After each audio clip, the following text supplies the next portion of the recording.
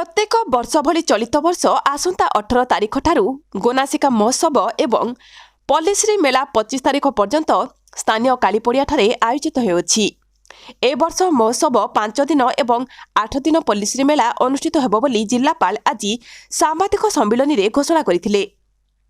चलित वर्ष महोत्सवर मुख्य आकर्षण रहिबे विगत दिनर इंडियन आइडल रो म डानिश, पवनदीप, अरुणिता कांजीलाल, सलमान अली, स्नेहा सन्मुख, प्रिया एवं तत्सहित ओडिया फिल्म जगतर प्रच्छदपट गायक अंतरा चक्रवर्ती, श्यामपाढ़ी और मंटू छुरिया। एसहित ओडिशार विभिन्न लोकनृत्य 5 राति महोत्सवर संध्या को आमोदित करिवे।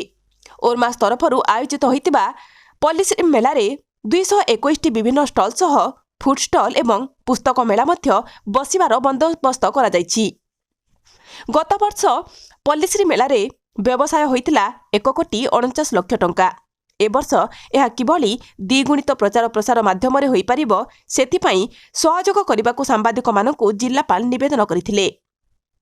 एही पल्लीश्री मेलारे राज्यर 29 जिल्लार विभिन्न सामग्री तथा 8 राज्यर हस्तशिल्प प्रदर्शित हेबार स्थिर करा जायतिबार सूचना प्रदान कले।